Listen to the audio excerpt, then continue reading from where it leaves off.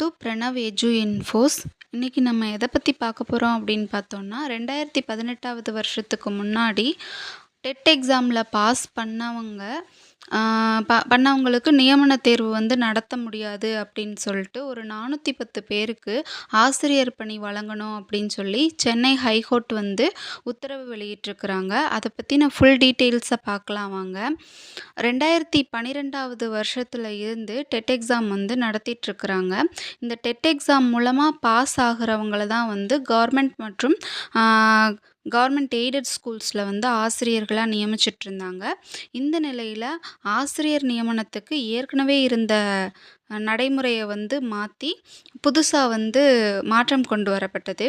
அந்த மாற்றம் என்ன அப்படின்னு பார்த்தோன்னா, தகுதி தேர்வில் தேர்ச்சி பெற்ற ஆசிரியர்கள் திரும்பவும் நியமன தேர்வு எழுதி அதில் மெரிட் அடிப்படையில் செலக்ட் ஆகிற விண்ணப்பதாரர்களை தான் தமிழ்நாடு அரசு ஆசிரியர்களாக நியமிக்கணும் அப்படின்னு சொல்லிட்டு 2018 ஒரு ஜிஓ கொண்டு வராங்க. அந்த ஜிஓ அடிப்படையில் கடந்த UGTRB 2023 கூட நடந்து முடிஞ்சு அதுக்கான ப்ரொவிஷ்னல் செலெக்ஷன் லிஸ்ட்டும் இப்போ வெளியிட்டு இருக்கிறாங்க.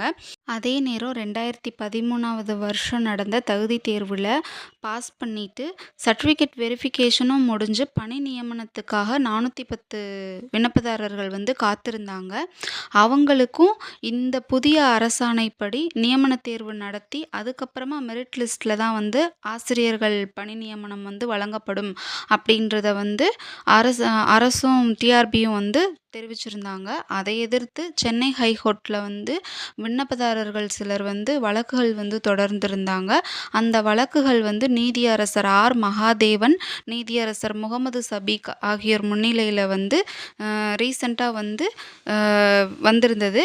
அப்போ அவங்க சொன்ன தீர்ப்பு என்ன அப்படின்னு பார்த்தோன்னா, 2018க்கு முன்னாடி பின்பற்றப்பட்ட ஆசிரியர் நியமன முறைப்படி தான் இவங்களுக்கு இந்த 410 பேருக்கு, அதாவது சர்டிஃபிகேட் வெரிஃபிகேஷன் முடித்து பணி நியமனத்துக்காக காத்திருந்த 410 பேருக்கு மட்டும் தகுதி மற்றும் இடஒதுக்கீடு அடிப்படையில் விரைந்து பணி வழங்க டிஆர்பியும் தமிழ்நாடு அரசும் நடவடிக்கை எடுக்கணும் அப்படின்னு சொல்லியிருந்தாங்க.